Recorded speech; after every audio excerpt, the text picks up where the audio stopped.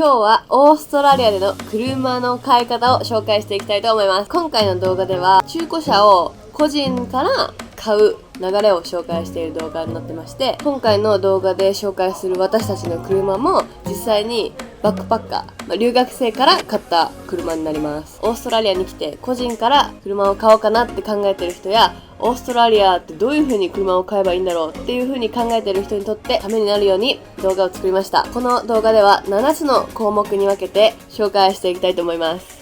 1、車を買う前に知るべき4種類。2、中古車の見つけ方。3、買いたい車が見つかったらすること。4、車を買った日の映像。5、レゴとは。6、保険について。7、まとめでお送りします。留学生がオーストラリアで車を買う理由は主に2つ。1つ目が旅行用で、オーストラリアってすごくロードトリップが流行ってるんで、そのロードトリップをするために車を買う。2つ目は仕事用。やっぱりオーストラリアのシティに住んでる人は車なくても大丈夫なんですけど、オーストラリアのやっぱ郊外に住んだりとか田舎の方に住むとやっぱり車がないと不便な生活になるので、そういった生活面プラス仕事に行く時のために仕事用として車を買う人もいます。なおかつやっぱオーストラリアってそのセカンドビザのためにファームジョブをするのもすごく人気なので、そのファームを探す時にやっぱり車があった方が選択肢がめちゃくちゃ広がるし、あとはやっぱり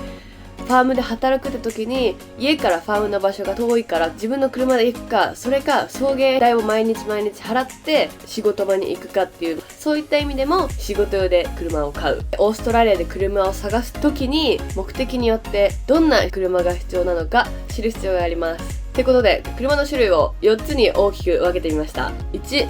安い車。2、バン。3、SUV。4、四駆です。この4つの特徴を説明していくと、まず1個目の安い車は、まず値段がめちゃくちゃ安くゲットできる。ガソリン全然使わない。車のスペックによっていろんなとこに行けない。あとは物を置くスペースがあんまりない。2、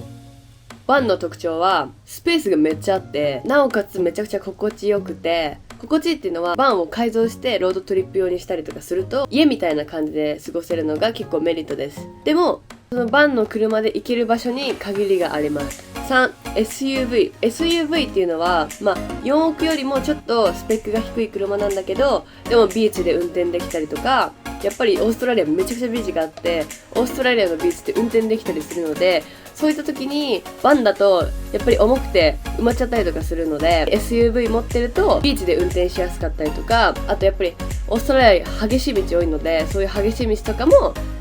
ギリ行けたりします。で、ガソリンも4億よりはちょっと安いです。4、四駆は冒険にめちゃくちゃぴったりな車なので、もうオーストラリアを旅するならもう四駆が一番ベストって感じなんですけど、もうどこでも行けちゃうので。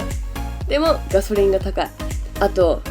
故障した時のメンテナンスがめちゃくちゃ高い。はい、これが4つの種類の車の特徴でした。で、この4つの種類の中で私たちは実際に4番の四駆を買いました。なぜかっていうと、私たちのゴールがオーストラリア一周プラスオーストラリアの隅々までもういろんなとこ行こうっていう目標があったので、もう四駆しかないねって、もうめちゃくちゃ冒険したい意欲が高かったので四駆にしました。どのように車を見つけるのか。私たちは中古車を探すサイトがたくさんある中で Facebook マーケット一択で車を探しました。なので今回は Facebook マーケットをどのように使って車を探したのかっていうのを説明します。では今から携帯の画面を開きながらどのように車の探し方をしていくのかを紹介していきたいと思います。はい、Facebook を開くとマーケットプレイス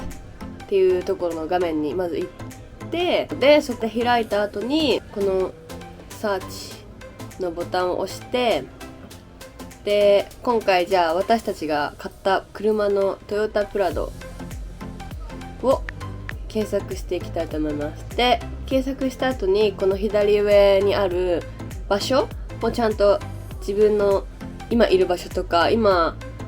車を買いたい場所にちゃんと設定して、そしたらシドニーで売られてるプラドが出てきます。でここでフィルターを押して、でプライスがやっぱ自分の予算があるので、私たちが買った時はだいたい100万円の予算で調べてました。でそうするとこういう風に出てきます。じゃあ見ていきましょう。この一番最初にあるで、この2005年のトヨタランクルーザープラドで、こうやって写真をねこうやってまずチェックして、綺麗かどうか。まあまあ綺麗で、ここで走行距離17万2000キロ。この下に行くと、でも全然書いてないよこれ。ベリーグッドコンディション9万7シート、いいコンディションで9ヶ月、多分レゴかなで7つのシートがあるしか書いてないから、説明が全然ない、分かりにくい。こういう風にどんどん見てって、これちゃんと書いてあるの。新しいディスク、新しいブレーキ、80% ジャパニーズタイヤって書いてあるの。こういう風にいろいろと車のコンディションを説明のところで書いてくれてる人は結構親切だし、ちゃんとしてるから分かりやすい。で、ここの$15,500って書いてあってて結構高いなって思うんですけど、交渉をして安く車を買う人が結構多いので、この値段よりちょっと安かったらいけるかなっていう風に思うのであれば、ここの Hello it is available っていうところに、プラスで自分でメッセージ打って、例えば車を見に行きたいんですけどいつ空いてますかとか文字を付け加えて送るっていう形で、そこから車を持ってる人と実際に会って話していくっていう流れ。買いたい車が見つかった時、はい、実際にじゃあ Facebook とか、他にもいろんなサイトあるんですけど、それを使って、で、この車いいなって思ったらアポイントメントを取ります。で、アポイントメントを取った時に何をするかというと、まずはどのくらいメカニックの知識、車とかの知識があるかによって見る場所が全然変わりますよね。なのでだいたい初心者レベルの人ができる簡単なことを今から上げていきます。タイヤがどのぐらいすり減ってるのか、ライト全部つくのか、あと車をスタートするときに変な音が鳴らないとか、ちょっと違和感とかがあるかどうか、ベルトが全部ちゃんとつくか動くかどうかと、窓がちゃんと全部開くか、ロックがちゃんと全部できるか、こういった簡単な点はチェックできると思うので、そういった点を見ます。で、メカニックとか知識がある人はだいたいもう着いたらもうボンネット開けて、もう見る人はもう結構下までこうやって行ってみたりとかする人もいるんですけど、そこは本当に人それぞれになります。で、その後全部チェックした後に値段交渉をします。で、実際に車のコンディションとか全部いろいろ見た後に本当に自分で確信できる場合はそこで買っちゃっても大丈夫です。焦って買うのはおすすめしないです。でももう一つ方法があって、わからないしちょっとあれって思うことがあるけど、でもそれ以外はいいなって思う場合とか、あとはすごく値段が高い場合、特に四駆とかはだいたい100万円とか近くするので、超えたりもするんですけど、そういった場合はチェックアップって言ってガレージに持ってってプロの人に見てもらうことをお勧めします。ガレージに持っていくときにはバイングカーチェックアップっていうのをしてもらいます。だいたいの値段は1万円でできるんですけど、なんで本当にちゃんとチェックしたいなって方はガレージに行って確認するともっと車のことも知れるので、確実に大丈夫なのか分かりたい場合はおすすめします。実際に私たちがそれのバイングカーチェックアップをしに行った時の動画があるので、その時の動画がこちら。今日はこれから車を買います。あと1ヶ月後についにオーストラリア一周をするので、ようやくオーストラリアロードトリップ用のいい車を見つけることができたので、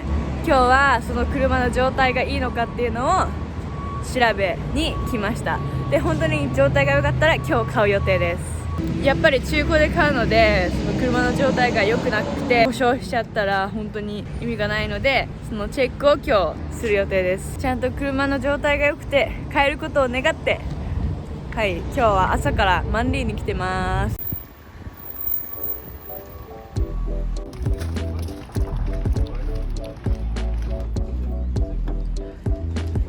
今車のチェックをしてます。ガレージではボンネットを開けてエンジンなどをチェックしてもらったり、車をこういう風に上に上げてオイルの漏れがないか、錆がないかなど下から見てもらいました。どういうところを見てほしいなどがあれば最初に伝えておくと見てくれます。そして次は整備士の方と一緒にテスト運転です。車がまっすぐ進むかチェックしたり、ブレーキがちゃんと踏めるか、エンジンをかける時の音やギアを変える時変な音がしないかなど確認します。車ゲットしました。はい、もともと100万円で買う予定だったんだけど、のメカニックな人に見てもらったらエアコンディションがちゃんとしてないかもしれないっていう、問題があって、でもそれ以外は特に問題がなかったので、エアコンディションの修理がかかる料金と、あとタイヤを変える可能性もあるっていうことで30万円ディスカウントして70万円で買うことができました。さあこの後エアコンディションのプロフェッショナルに見てもらって、でその修理代が高くないことを願ってエアコンの調子がいいかどうかをチェックしに来てます。いい車がないかなってずっと探してて、ついに見つかったのでハッピーです。はい、あとはこれからこの車をめちゃくちゃ改装してロードトリップ用にしようと思います。ロードトリップ用っていうのはこの後ろの椅子を全部外してここにベッドを置きます。次の動画はこの車の改造をどういう風にしていくのか載せていきたいと思います。レゴについて、オーストラリアで車を持つには有効なレゴと呼ばれるものが必要で、それがないと法的に運転してはいけない決まりです。先ほど最初の方にどのように車を見つけるかっていうところでレジストレーションって書いてあって、期間がどのくらいなのかっていう風に書いてあったと思うんですけど、これを知るのはすごく重要なことで、車を買う時には絶対に聞かないといけないことです。で、このレゴには運転している時に人を巻き込んでしまった時の事故の保険も含まれてます。車の修理代とかはそこには含まれてないです。注意点としては、オーストラリアの州によってレゴのルールが違います。なのでどこの州で車を買うかによって全くルールが違うので、そこを気をつけてほしいのと、レゴを実際にどのぐらい残ってるのかっていうのを聞かないと、もし車を買った後にもうレゴがもう今月で切れますってなった時に、レゴをまた延長するのにすごく大変な週もあるので、どのぐらい残ってるのかを聞いた方がいいです。で、レゴを延長する時にもお金が必要です。で、それも週によって値段が違います。延長をどのぐらいするかっていうのは3ヶ月とか6ヶ月とか最長1年自分で選べることができるので、そういったのも延長するときに自分で決めて金額も変わってくるっていう形です。レゴについて今回じゃあ私たちの経験で、シドニーがあるニューサウスウェールズ州に住んでいて、でそこで車も買ったので、実際にどのようなことがレゴを取得するのに必要だったのかを説明します。で、ルールがめちゃくちゃ頻繁に変わるので、ここは参考程度に聞いてください。ニューサウスウェールズ州でレゴを取得するのにはピンクスリップとグリーンスリップっていうのが必要で、ピンクスリップっていうのはセキュリティチェックのことで、その車が正常に動くかっていうのを実際に整備工場に行って確認してもらって、ピンクスリップがもらえる。場所によりけりなんですけど100ドルぐらい、1万円ぐらいします。で、グリーンスリップっていうのは強制保険のことで、強制保険に加入していないとレゴを持つこともできないので、なのでそのレゴに保険がついてるっていう言い方をしたんですけど、その先ほど話したようにもう人に対しての保険です。なので車が故障しちゃった時の保険はついてないです。ピンクスリップとグリーンスリップが揃ったらニューサウスウェールズサービスっていうところに行ってレゴを取得する形になります。で、ちなみにニューサウスウェールズは車を買った14日以内にレゴの名義変更しないといけないっていうルールがあります。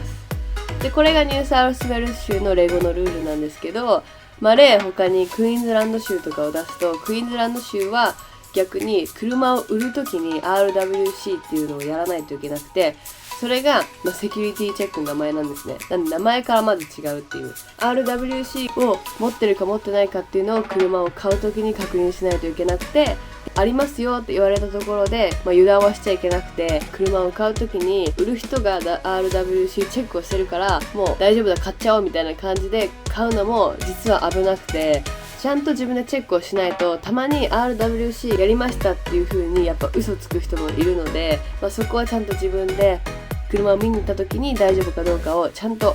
自分の目で確認して、試運転もして本当に車が大丈夫かどうかを確認することをお勧めします。で、他にも西オーストラリア州とかは逆にセーフティーチェックも全くしないでネットで延長しますって言ってお金払ってできるっていうのもあるので、ウエスタンオーストラリアが一番車の売買が簡単とも言われてます。でも一個気をつけた方がいいのが、西オーストラリア州で